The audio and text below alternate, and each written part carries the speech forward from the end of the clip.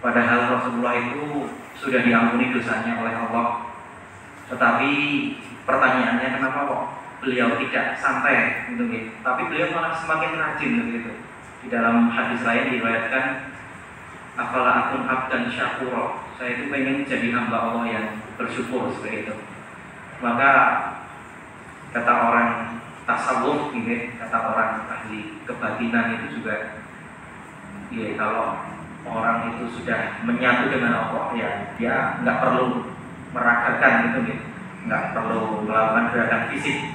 Padahal tunjukan kita Rasulullah justru orang yang sudah sangat dekat dengan Allah, tapi kok malah sholatnya itu, kok malah amal ibadah lainnya itu malah rajin gitu. Ini kan pertanyaan itu ya. Jadi junjungan kita, uswatun hasanah kita, qudwatun hasanah kita malah justru bersungguh-sungguh di 10 hari terakhir bulan Ramadan. Bapak Ibu yang Allah, Al-Quran turun di malam Lailatul Qadar. Al-Quran turun dengan 2 cara.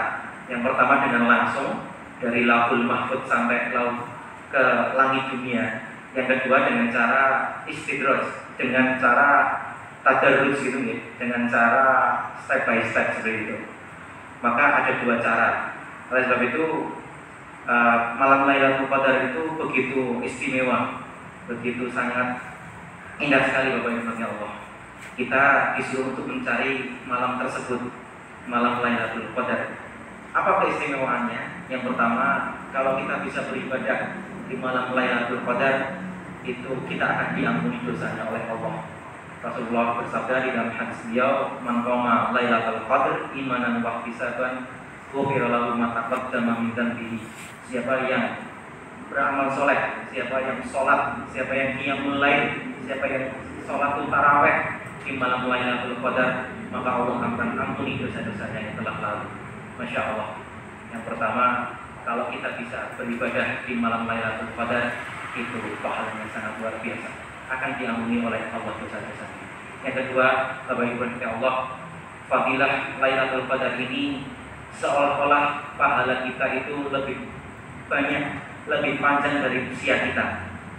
Dan usia manusia rata-rata itu tidak sampai 100 tahun untuk ukuran manusia zaman sekarang.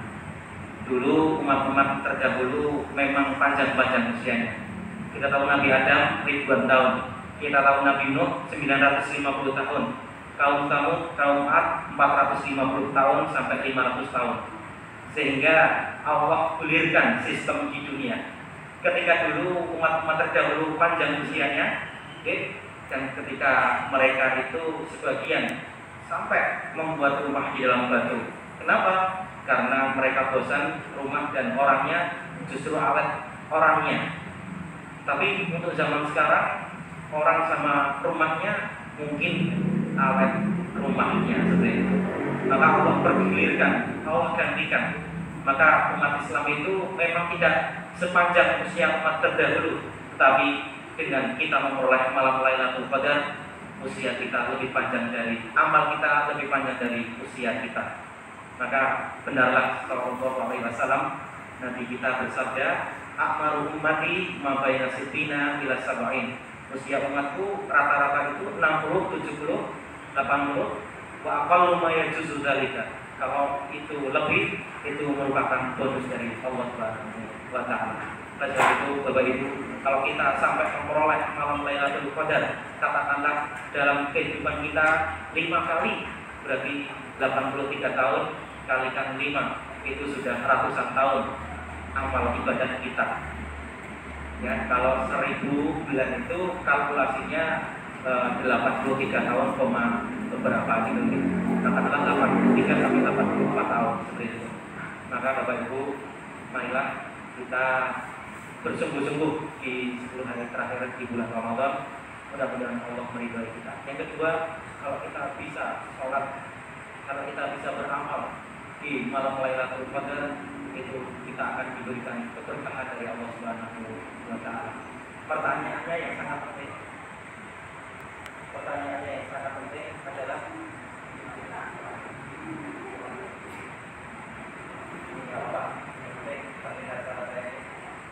pertanyaan yang paling penting Bapak Ibu, bagaimana kita kita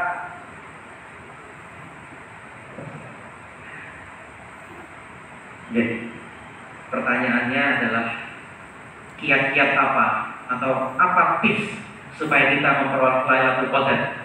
Ini yang sangat penting. Jadi Syekh Sholeh Al-Maghamisi, seorang dari Arab Saudi itu mengatakan setidaknya ada 3 sampai 4 hal supaya kita memperoleh malam Lailatul Qadar. Yang pertama, tentu kita berdoa di malam tersebut. Diriwayatkan dari istri Rasulullah, Sayyidah Aisyah, beliau bertanya, Rasulullah, apa yang aku persiapkan ketika aku ingin bertemu dengan malam Lailatul Qadar?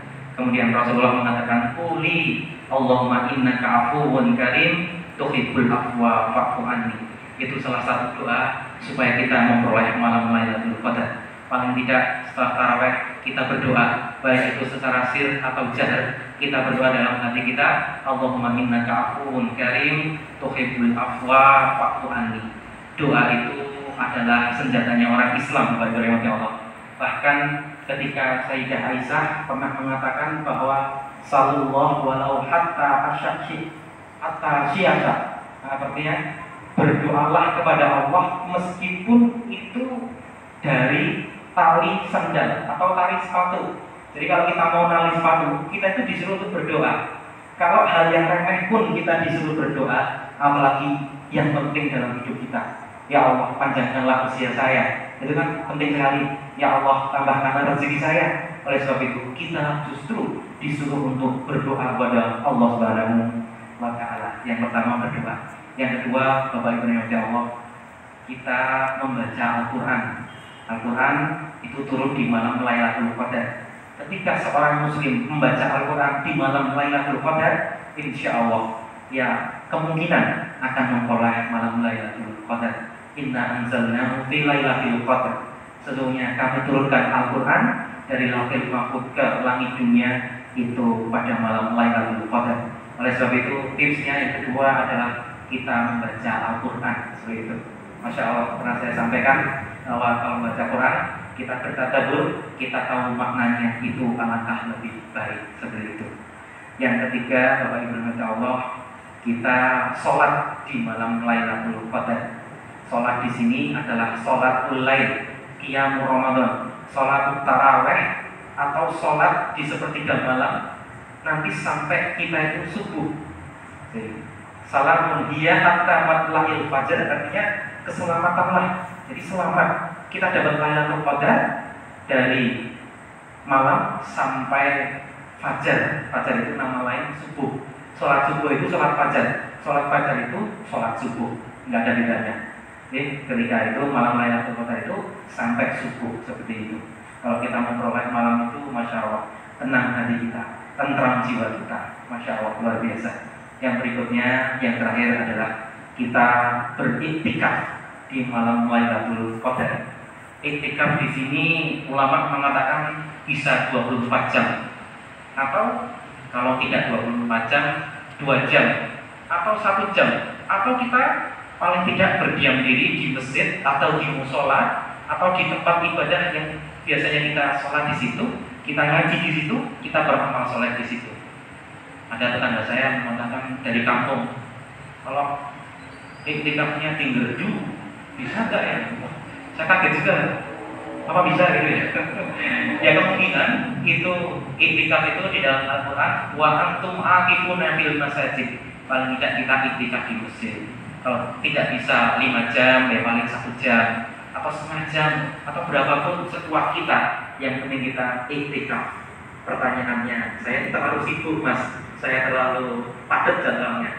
Apakah kita, Bapak Ibu, saking padatnya jadwal kita, saking sibuknya kita, tidakkah kita bisa menyempatkan waktu, bisa menyempatkan waktu untuk Allah?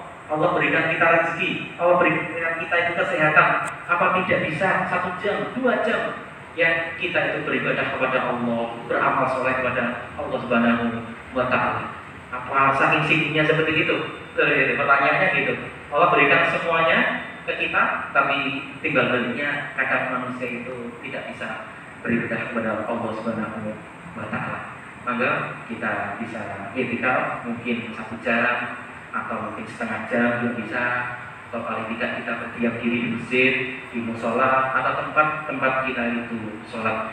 Mudah-mudahan di sisa-sisa bulan Ramadan ini kita memperoleh malam Lailatul Qadar. Allahumma amin. Bapak Ibu, cukup sekian yang bisa saya sampaikan. Kurang dan lebihnya saya mohon maaf. Billahi taufik wal hidayah. Assalamualaikum warahmatullahi wabarakatuh.